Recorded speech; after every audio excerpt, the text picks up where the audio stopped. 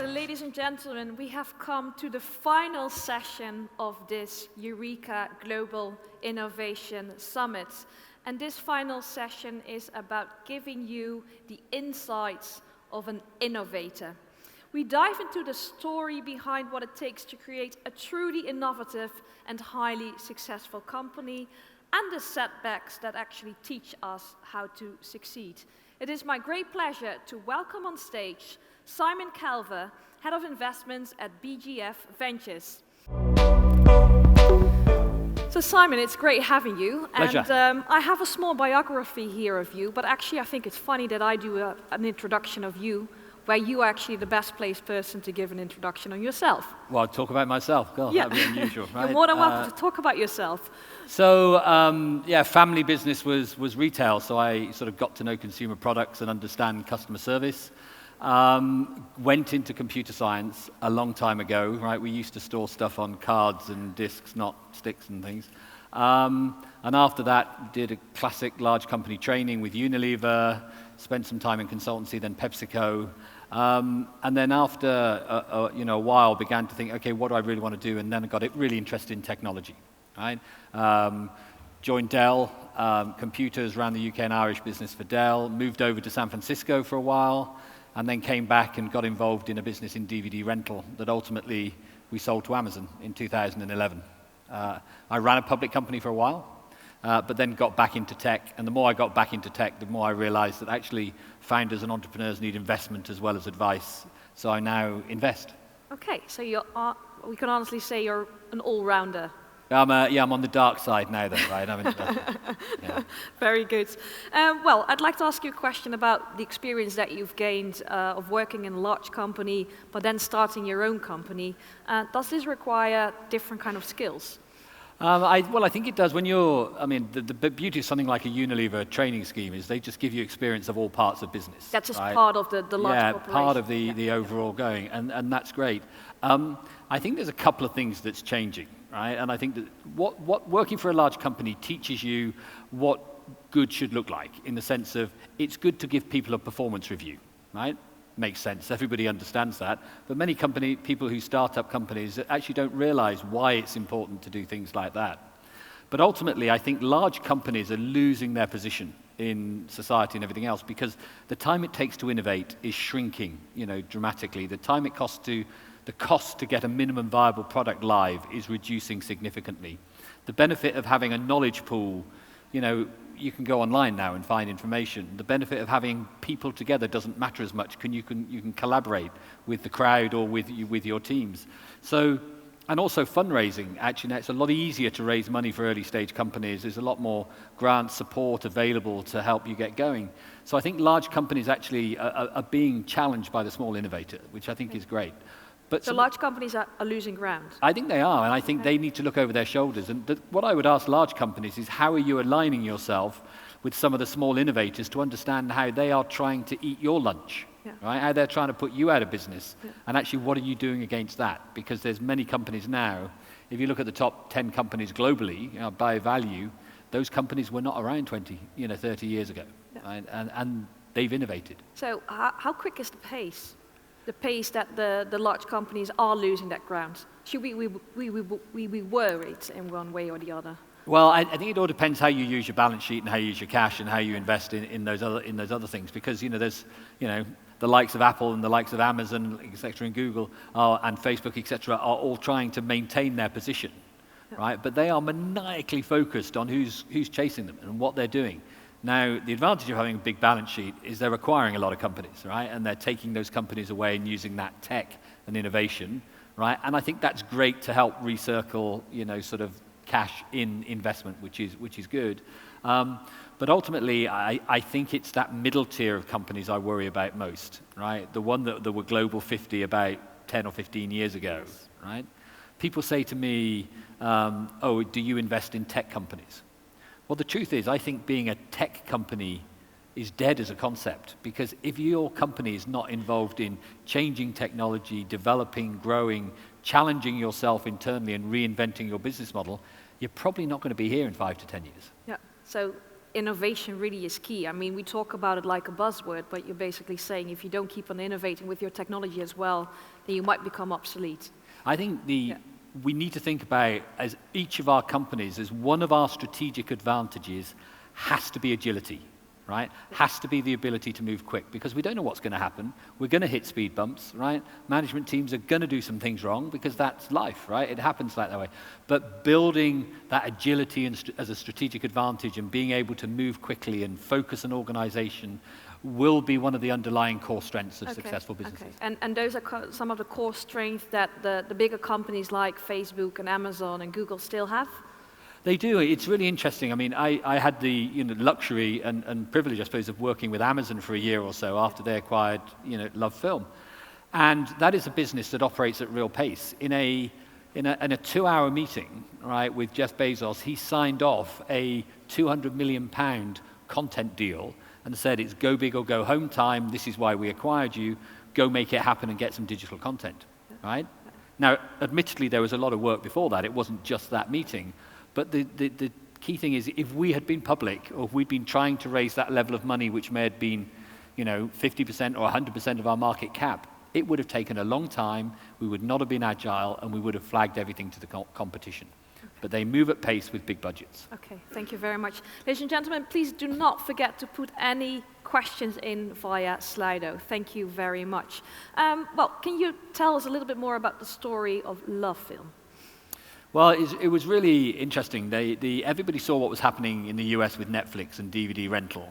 And let's be honest, sometimes innovation is taking an existing idea and adapting it and changing it, and that's good. That can be good too. And across Europe, there are a large number of these early DVD rental businesses growing, and I was in a business called Video Island. And our major competitor in the UK was called Love Film. They had a great brand and proposition, and Video Island was very strong operationally, good back end and good tech around what happened. And I flew over to the West Coast, met Reed Hastings, CEO of Netflix, sat down with him. We were deep into our second bottle of wine. And I said, so what are your plans for Europe? What are you going to do? And he said, well, I'll probably wait to see what happens between Love Film and Video Island and sort of make a call. So literally on the flight back, I wrote the business plan for merging the two businesses. Okay. I got Love Film board together, and we created Love Film International. And we were in Norway, Sweden, Denmark, Germany, and we expanded out. And we ultimately then, originally it was DVD rental, which was very analog in terms of a technology through the post. But we built loyal customers, we built thousands, tens of thousands of films in that proposition that was the enabler for us to launch a digital platform, which ultimately became the reason why Amazon acquired us. Okay, very good. And do you think you've gone a little bit too fast to have your company acquired by Amazon in 2011? Because the Love Film was really based on discs, right? You had a bit of streaming services as well. Why not wait for yourself to become like the next Netflix? Because you said Reed was actually waiting to see what was going to happen in Europe and then took his chance, but why didn't you take that chance? So I think the key reason is that the game was not becoming the delivery vehicle, the game was becoming the content, right? Yeah. Netflix themselves are now equivalent to 2.5 Hollywood studios in their own right in terms of their content budget.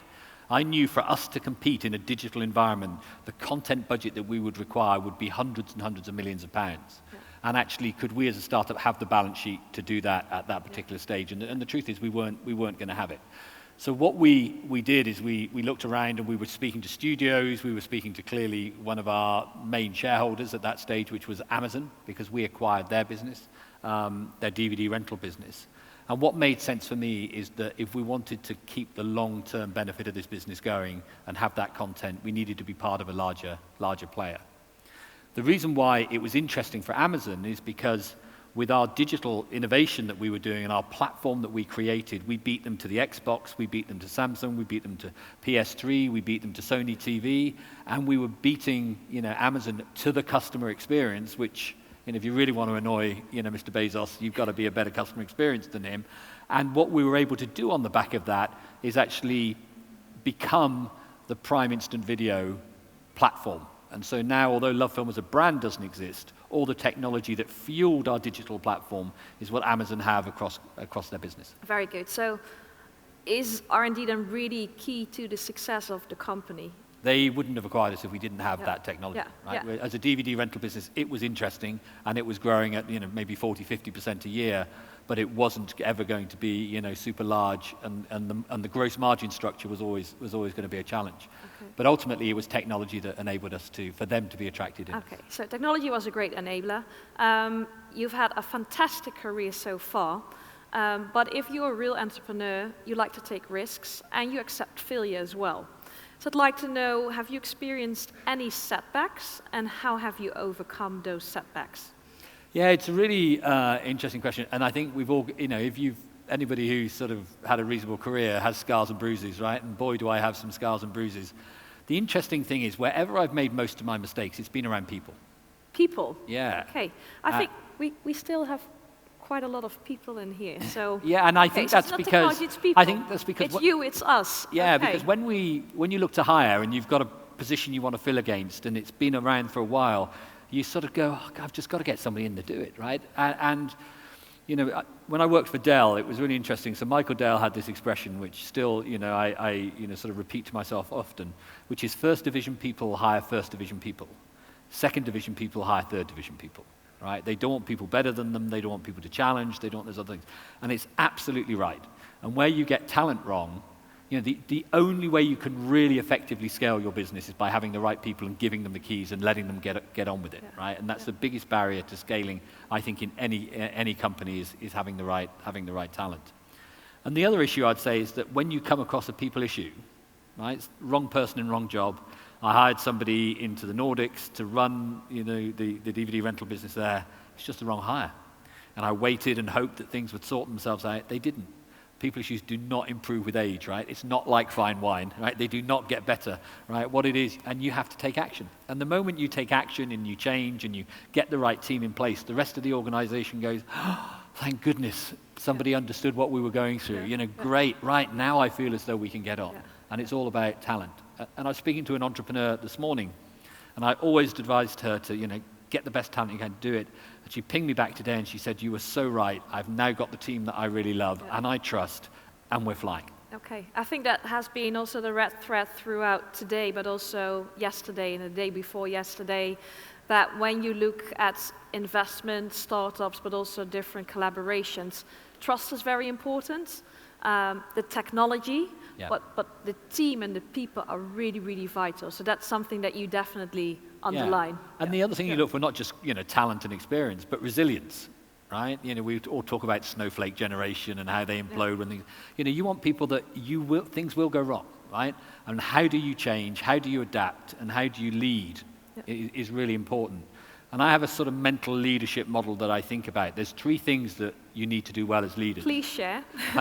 The first thing is you need to do the right thing, right? You need to do the right analysis, customer insights, you need to drive the right strategy, and you need to do that well. So that's your fact base, basically. Yeah, fact-based. Okay. Are you actually, and seeing what is evolving in the market. The second thing is you need to do it the right way. Right? You need to operate with integrity. You need to ensure that people are communicating through that you can work, that you're not doing anything that is going to impact society, that is actually environmentally bad. All those things I think are really important in terms of doing things the right way. But the final thing, which a lot of people forget, especially when you're a founder and you're off and running and it's a tech-driven, solution. It could be materials tech or computer tech. But what you do is you don't bring people with you, right? And if you do those 2 things, do the right thing, do it the right way, and bring people with you, then you as a leader will have a lot more success, and you'll be able to scale your business as you do it. And that means over-communicating. That means, really, challenging yourselves. Are you doing the right, the right thing in the business? Okay, thank you. You said you can't really change people. You gave the example about the hire in one of the Nordic countries. Okay, bad luck. But what about yourself? Have you become more resilient, for example, when you built your own company? Have you discovered skills that you weren't really aware of before? I think there's nothing, when you are banging your head against a brick wall doing something, eventually you have to stop, right? And you learn, okay, that's not working. When I went in to run a public company that was a turnaround situation, I had a middle management team that, it wasn't their fault. It was always the leadership team's issue. And I couldn't understand why they weren't, sort of buying into the need to change. And ultimately, I realized I got the message wrong, right? What they were doing is they didn't want to change because they were afraid of all the good things that had happened in the company before were just going to be thrown out, and that it was just going to be not a great place. So I had to, it was a company called Mothercare, which is in the baby space, right? And what we developed is a concept called Mothercare 2.0, rather than let's get rid of the old one and let's create the new one. And 2.0 was about let's keep the good things, but it's a bit like a new version of a phone or a new version of a computer. It's what are the things we need to change to be successful in the future? And I think that was one of the key learnings. Okay, so that's more than a personal question. Mothercare, you have 2 kids yourself. I do. 6 and 7. Yeah. Has that changed anything in the way you've done your business or doing your business? I think it really does. I think it gives you a perspective of, well, look, interesting fact that 60% of all kids at primary school at the moment are going to be doing a job when they leave that hasn't been invented yet. Exactly. Right? Yeah. Nuts, right? So how can you prepare kids to think about that? And that's where the agility, adaptability, and life skills, as much as anything else, becomes really important. But I think you just have a longer perspective on things. You try and build a legacy. You try and create, you think more about sustainability, all those other things that are important. I mean, work-life balance is really hard to get. And I admit early in my career, I probably wasn't the best person at work-life balance. Okay. And so the question now is just taking time of, the expression thinking fast, thinking slow. Right, which I think is hugely important when you're a leader, which is you've got to operate at pace, you've got to be instinctive, you've got to drive to the next solution, you've got to innovate and change. But you've also got to find yourself on the other side of your brain the ability to step back and say, look, is this working? Am I leading in the right way? Is the technology the right direction? A huge thing that I don't think as businesses in general, we use customer data enough. Everybody talks about data science and how we use that. Data is the holy grail, right? Yeah, but using it to drive data is the source, but actually insight is the holy grail. Yeah. What is the insight that is going to create a real sustainable point of difference with my customers or with my business, and how can I build my strategy on that insight? And I think that's really, really important. I think we need to do a lot more of that and create that platform for real change and real disruption. Okay. But spending more time understanding the customer, as a leader, as a innovator, the people who decide whether you're successful are not the people in your company, or not your investors sat around the board table, or the VCs. Yeah. It's your customers and your clients. So you need to talk. Understand and listen and just create that mind model of what's different, how can we create points of difference, and how can we solve pain? Yeah. Technology itself, there are many, many companies that had amazing technology, but just did not have a product market fit. Exactly. Yeah. Okay. So you've already said you've spent some time in the Valley, in San Francisco. When you compare the US to Europe, can you just point out some things that really caught your attention? Yeah, I think the first thing is sort of belief, in terms of, we can be big, we can be global. Right, it helps having 100 million households as a market to operate in, right, rather than a smaller number, in a more fragmented Europe, for example.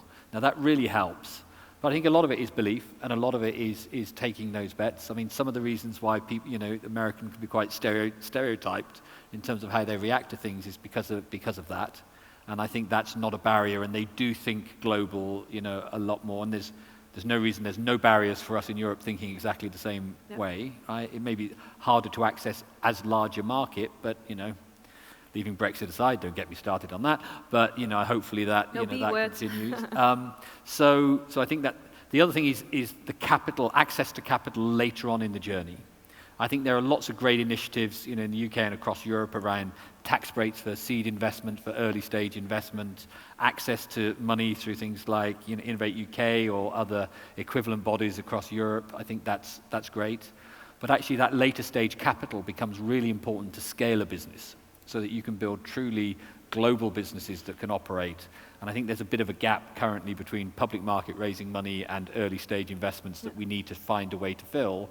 And in America, they'll just write bigger checks, right? Typically But that's something you're working on within BGF. Yeah, it is. Right? We're thinking about, and our check sizes are increasing, and actually how can you work as consortiums to make that work, and how can we fill some of the funding gaps, that are out there. Okay. And certainly what we're looking at. Okay, very good. So when we look at the legal frameworks, for example, you said data are super, super important, especially going inside the data. Yeah. But part and parcel of understanding your customer is also being able to share the data. Well, 1.5 years ago, the General Data Protection Regulation was put into place. Yeah. Is this really helpful for Europe to pick up the pace and to compete with other continents? It's a really interesting question. I mean, the interesting thing is that everybody was expecting Armageddon on the day that GDPR was launched and things were going to all implode, and they haven't, right? Now, does that mean that we haven't caught the people that aren't following the legislation yet, Exactly. right? Well, I think that will clearly come. So data, is really important to do that. But often we don't need individual customer data and sell on individual customer data to do it. We can use aggregated data. At Love Film, we had this strategy to improve our retention. Yes. Right? It was a project that we called Hotel California. Okay. Right? Any Eagles fans in the audience, right? Yes. Yes. Exactly, Yes. right? Yeah. There's a line in Hotel California which says you can check out, but you can never leave. Never leave. Right? Yes. Yeah. So that was our strategy, which is how can we get people, even if they want to go, that they actually never lose, become part of it.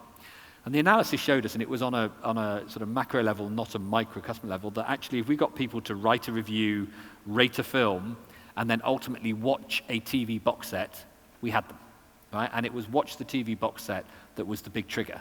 Yeah. So why do Amazon and Netflix spend most of their money against TV series and TV productions? Because they know that's what drives loyalty, and that's the insight that was different from what the Hollywood studios were doing, who were investing in film after film after film, but weren't able to monetize as much as they could do. So, I think we can still get those insights even with the GDPR restrictions. Very good. So, Simon, perhaps good to know, we had the past 3 days 2,000 participants from 65 countries. Got a question here about to what extent have you worked internationally in your career? Well, you have worked internationally. This might be a little bit of a funny question, but what is your favorite culture to work with? Great. Really good. I must admit, when I worked on the East Coast of the state, I loved the environment. I mean, one is you get 4 amazing seasons, right? New York has a buzz and a drive about it that is very special in terms of just getting stuff done. Yeah. And you're 2 hours to the ski slopes and 5 minutes walk to the beach, right? It's what's not to like about that. So I really enjoyed that culture. What I spent with Pepsi is quite a bit of time in the emerging market, in the likes of India, in the likes of China, parts of Russia, South America. And what I saw growing there is you see a growing middle class and a growing confidence that it actually just gives you great hope for what's going on. Clearly, the poverty, all that can assault your senses at times that you see, but the belief and desire to change and building of infrastructure and doing those other things is amazingly exciting to be part of that journey. And I think what's gone on in Asia and what ultimately I hope will continue to accelerate in Africa, I think will make this, the globe and global businesses very exciting to be part of. Very good. Thank you very much for that. You've already alluded quickly to the point of funds, different funds that are on offer. There are some gaps as well. I'd like to come also to government support. You've got Innovate UK, at least here in the United Kingdom. But what more can governments do to support entrepreneurship and innovation? Right. So I think the key thing about starting a business or innovating or trying to disrupt is it's hard work. Right? It's really hard. It's tough, right? Everybody who thinks this is going to be easy, right? Second only probably to being a parent, right? It's really, really hard work. So what you want from the support you want, financial support is great, right? That's useful, that helps, it gives you more runway. But what you're trying to do is de-risk innovation, right? And you're trying to de-risk the way the companies operate. So how can you do that? A number of ways you can do that. One is you can give people more cash, but that doesn't mean they're necessarily going to do the right thing. Yeah. Right? So how do you create networks? How do you create cohorts of companies that work together? How do you learn from each other? Right? How do we share some of the hideous scars and bruises that I'd have to actually The governments help? can facilitate that. They can definitely facilitate that, and that's really important that they begin to do that. Legislation around the ability to get more seed investment, early stage investment, so that companies can start and get going and have the tax breaks so that it's not a barrier. And actually that becomes really important, I think, for companies through. And then ultimately, It's about, just creating the environment from an economic point of view where people and investors can feel that it's a good place to invest. If you have a draconian, right, or really difficult labor laws in which to change and adapt a business, right, it's going to be really hard to start an environment. And all those things have to come together, right? We have to create an ecosystem of not only of startups, of early funding and government support and mentality to make that work. And then ultimately the thing you need to do is you need to showcase those people that are doing it well so people can learn from it. And I think that's absolutely essential. You need some kind of ambassadors. Yeah, I mean, we sometimes in the UK, we have a dreadful culture of tall poppy syndromes, right? Well, they're getting a bit big for their boots, right? Let's pull them down and that's different from in the US. In the US, they celebrate success a lot better. Yeah. And we all have to, in all of our countries, celebrate success, learn from what people can do differently, but ensure that, we're doing that in a better way. And I know that's society as much as it is government. Yeah. So do you see yourself as a kind of ambassador? I spend a lot of time mentoring and supporting companies and entrepreneurs. The beauty and the privilege of my job that I have now is I can invest in amazing people who are trying to build and disrupt and change, which is great, which is what we do at BGF, which is really exciting. And the other thing, I also chair the UK Business Angels Association, right, and on the board of the Scale Up Institute, because I believe if you can get that ecosystem working well, both at a national level, European level, or even a micro-city level, right, with angels and startups and environment and support and cohorts of people developing, then you can actually begin to accelerate the rate of growth. But all the ingredients, perhaps they're there, but you need to be able to find a way to combine them in the right way. Yeah, I get so frustrated when people look at a fragmented ecosystem and say, who do I speak to next? What do I do? Where do I go? It's so confusing. I mean, it shouldn't be. Right? It should be really easy. If you're running a company, the last thing you want to be doing is spending 50% of your time thinking about who I speak to and what I do. Right? It's hard enough as it is without trying to make it more difficult. So let's get all those, people aligned together, working together. Exactly. So, we have actually come to the point where we discuss what you are doing right now. Right. So, what is your job all about? So, you're head of investments. Yeah, on the early stage side. How big is your team? How big is the team? Well, the team we have is a regional structure. Okay. Right. Yeah. So in every region, in every office, we've got 13 offices in the UK. BGF only invests in UK and Irish companies. Currently, Currently. We'll see how that goes. But the key thing for us to do is to find those companies where we can put growth in, and we can really accelerate what they're trying to do. And I say to anybody who's looking for funding, is it's not just about the money, right? It's about the people you're going to have around the table. Do they have the same attitude to risk that you have? Do they have the same skills or network that can enable you to grow and accelerate? Have they sort of done it before and know what they're doing? Because you need as much help and support and mentorship as you can when you're growing a business. And also the other thing is just to be on the same side of the table as the entrepreneur, not fighting against it. I find it frustrating when people turn up with spreadsheets and say, KPI 17, you're 3.2% below where you said you'd be. What are you going to do about it? Yeah. Understand the business first. Okay. Get to know the people, get to know the customers, and drive that. What is really, really important? Very good. And so what we look for is teams that understand that what are the critical few things that are going to make a difference, that clearly they have product market fit, and we can talk to customers to understand that. And then finally, they have a large addressable market that they can build some protection, and whether it's know-how or IP or whatever, or speed of execution or agility, I talked about earlier, that actually will give them a real point of difference. Okay, so can you share a nice success story of a company that you've invested in? Yeah, so we invested in a company called Gusto, which was a recipe box subscription service. Okay. There's other ones like sort of HelloFresh and Mindful Chef, etc. And when first, worked with Timo, who is a force of nature as a founder, right? It just helps having that passion and drive, right? He's from Berlin originally, and he has that focus on the detail and execution. At the same time, he's broad mind and a huge learner. I mean, while he was founding the business, he did an MBA, and he's done other things to expand his mind. And what they've done is they started off basically with a very wide funnel, just buying customers in, but not keeping them. And the value creation opportunity they had was to actually get their loyalty and retention fixed. Yeah. Right? In any subscription business, you create value in retention. right? And they focused on that. They've changed a number of recipes. They've become a data company to analyze what's going on. They can understand everything else.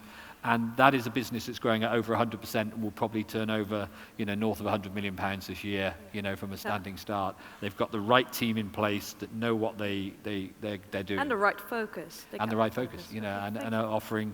And also there's the sustainability part. There's no wastage. What they do is great. So that's one, I'm really proud about what he and the team are doing. Very good. Simon, we've got some questions from the audience. Let's take the bottom one. Where does Simon think the next big disruption is coming from? I think it is going to be sort of continue to be in data. Right? Personally, I have seen probably about 30 to 50 companies presenting to me saying, I'm a data consultancy and I'm going to create a product that's going to have a SaaS model, and you know what, none of them are going to make it, right? And so we haven't done that. But I think what is going to come from is that constant learning and evolving around the use of data, around how artificial intelligence, or machine learning I should say, because I don't think there is such a thing as artificial intelligence, where that's going to come from. And that is going to disrupt the jobs that are going out there. Lawyers, accountants, I hear cheers in the room, right, are going to be really challenged over the next, 10 years as that goes on. Our ability to analyze, information data to get that customer insight, and I think that's a huge disruption. I also think customer access to their own information and personalization is going to continue to be a big trend that's going to take place as well. Okay, thank you. I hope you're right. So do I. Yeah, exactly. Another question. People talk about perseverance and never giving up on your idea, but how do you know when you should pivot or give up? Is there a crucial point? I think the key thing for me when you look at that situation and you sort of get into the detail of your business, I talked before about understanding the critical KPIs and what's important. Yeah. I think therefore thinking slow, taking a step back is really important from that perspective. But I think what you do is when you look at the individual business model, right, and you look at your customer economics, if it takes me X to acquire a customer and I'm going to make so much gross margin out of selling what I'm going to sell, and therefore this is my retention rate, or this is how I need to attract them again. If those economics, right, do not look as though they are ever going to become profitable, quit. Just get out of town. Okay. Right? Because ultimately that's what you have to try and create, right? And that's not to say that you can't build models or pivot or change. One company and team that I've invested in, two amazing founders who have the energy that is just I still can't believe to this day. They started off as a health wellness spa platform, right? And they were doing, and in the end they said, it's not working, we're never going to make money, we can never get the money from appointing people into a spa or a health center that's there. So what they did is they said, the investors said, well, what else do you think you want to work on? And they started to build their new business, and what they started to find out is that the quality control of everything that they were trying to launch was a real issue. And on the back of that, they thought about outsourced, crowd-sourced quality testing. And they've now built this business, which is absolutely flying, which is probably going to turn over $5-6 million this year, and is on a trajectory based on getting the right talent, outsourced crowdfunding to quality tests. So you as a team don't need to hire quality testers, and you can scale quickly. And it comes back to your first point of the three key ingredients to use, just doing the right thing. So do your math, have your fact base right. On. Yeah. Okay. And if you're pushing water uphill, it's okay to fail, right? Yeah. Get out there and just try again or do something different. The okay to fail. That's another question that might be very good to discuss. In Europe, it doesn't seem to be that it's so okay to fail. Yeah, I do think you're right. And I think is that each of us as individuals, is that our issue, or is that how we perceive other people's issues? Those people that are persistent, really want to change, can focus on it and tell a good story. It's interesting that I will often look at second or third time entrepreneurs, right, that have maybe failed something. So they know the drill. Is hugely positive. At Love Film, when I was recruited, I like to recruit people, and there's no cookie cutter, right? But I like to recruit people who'd worked in a large company, so knew what good looked like, had tried to do something different and innovate, so they weren't 20-year large company veterans, right, that were just going to be, doing the same thing all the time. And it didn't matter to me whether they tried or failed, but just they understood what they'd achieved. And at least they had the experience already. Okay. Final question from the audience. US and Asian companies seem to be able to build unicorns, but why can't the UK? I think part of it is we sort of have a culture that when founders reach a certain stage and their business becomes reasonably valuable, right, they'll turn around and say, that's a life-changing amount of money, I'm going to take it, right? I think what we should do is we should let people take a little bit more money off the table as they go along, right? We should de-risk it for them so that actually it's not a binary outcome of success or failure. And I think that's a mindset that's really quite important. So I think that's the first thing. The second thing is actually access to that scale-up money, right? And how do we invest in scale-ups? And I think I'm a huge believer that it's almost self-fulfilling prophecy that actually if you don't get scale-ups, then you don't get scale-ups. And if I think about the Love Film example, one of the guy who was one of the commercial directors of Love Film went on to found a company called Zoopla that floated on the market, that became a public company and very successful. Another one set up a business called Grays that he then sold out, and he set up another business called Tails that he's just done that. Actually, that vibrant ecosystem of people working in that company and gaining confidence of how it works has now spawned a network of other companies that have spun out of that. In different industries and different sectors. And I think that that's a hugely important part. It happened with PayPal in the US, that the PayPal, sort of million and billionaires went on and did other things, and I think that's equally true.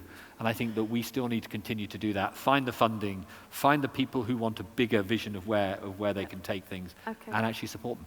Thank you so much. We've almost come to the end. I've got one final question, which is basically picking one word. Security or risk?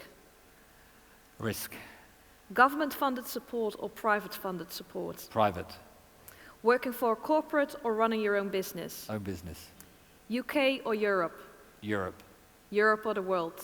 The world. Okay. Ladies and gentlemen, a big hand to Simon. Thank you very much. Thank you so much.